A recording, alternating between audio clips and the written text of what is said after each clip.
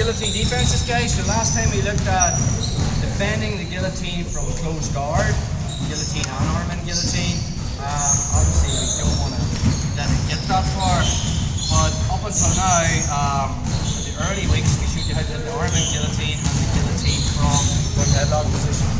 So we were here on week 1 from the chin strap. I either took the arm or took the guillotine, put them up, sat back and kicked them and lifted them my legs over, and then I worked my guillotine. Or maybe I'm going for the guillotine and David's hand fighting and he grabs my hand and then I make him underneath and take the arm as well. Plant the foot, kick him in the hip, and then the leg comes over to stop David hopping to the other side. But that's still a good escape, getting to the safe side. Let's take a look at that. How would we do that? We need to be reading the situation ahead and making sure that I can get a whizzer, an overhook on his leg before he gets his leg over my back, and then I just get to the opposite side. I want to get my body to the other side where my head is. I don't want to end up on the same side. David has me in a right-handed guillotine and sits back. I don't want to be coming to this side. So much pressure on your neck.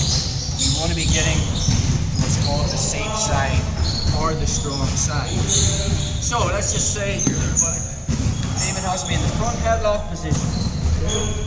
As he sits back, my right hand is going to whizzer.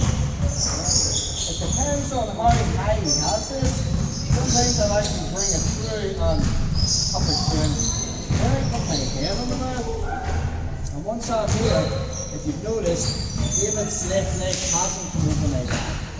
Okay? Now I just have to remove the connection of the shin. So my hand goes on the mat, I'm light on my feet. I'm going to walk away from the shin, and then I just jump with my leg first to my left. If it's a guillotine, you know how to escape from here. You just find the shoulder, start leaning on the shoulder.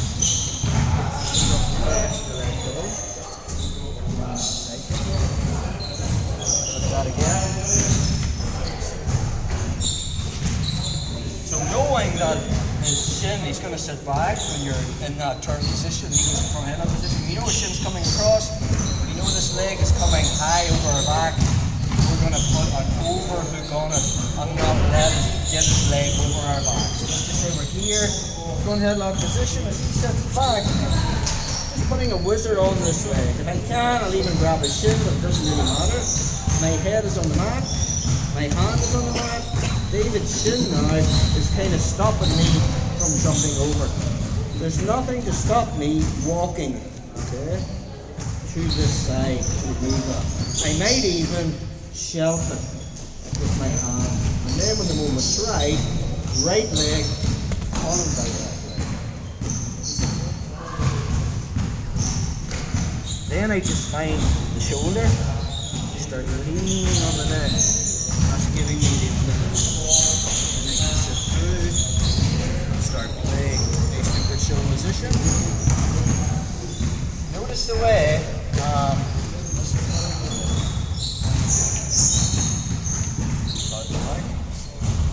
David brings his shin here and his legs coming over my back. There's the escape. It's into this space.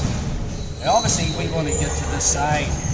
So we're looking to not let this come high by basically putting a whizzer on it. If I can, I'll even grab his shin with my hand. Even if I don't, I'm just kind of keeping that low. From this position, I put my head on the mat. Now my feet are light. And now from this position, I can walk, push, and then I just jump over. Find the shoulder,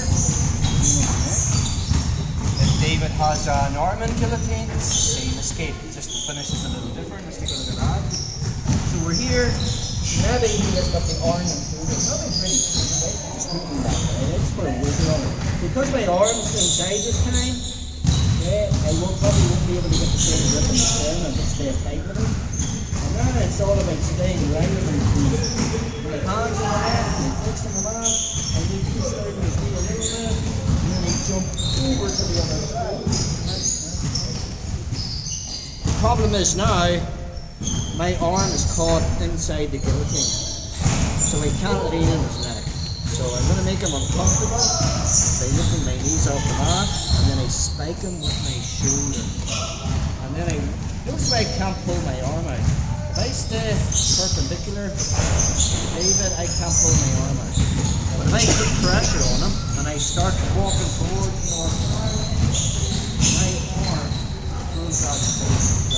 Notice the way this arm over my shoulder. When I move in that direction, he's giving me the space where I can start getting my submissions from here. Just clear that again.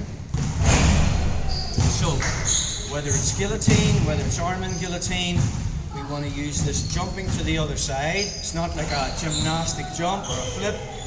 Right leg followed by left leg, keeping your head on the mat for base. Whether it's guillotine, whether it's arm and guillotine, arm and guillotine sits back. I just put that wizard on the leg. I don't let that leg go high. We're looking at it smooth. If I can't get to the other side, now we need to remove this connection. So I can walk this way a little bit, start shelving, and then I just jump over. Now my arm is caught inside it. David's probably quite comfortable here. I'm going to make him uncomfortable by lifting my knees off the mat and spiking with my shoulder. And I need to free my right arm. I can't do it because I'm perpendicular. I need to get harder. So I just start walking much bigger than the arm. It just corrals the hip. Right around. The minute I get to here, I hold on to it. It's difficult, especially in those moves. Now I keep moving in that direction. And if David still has his right arm over my neck, if I get to the other side and I'm back getting perpendicular on the other side, there's the open arm. Arm and triangles are here, Ezekiel's from here. I can look to seat that, back from here. Lots of different options from here. So let's look at just jumping to the other side, guys. Stroll, yeah?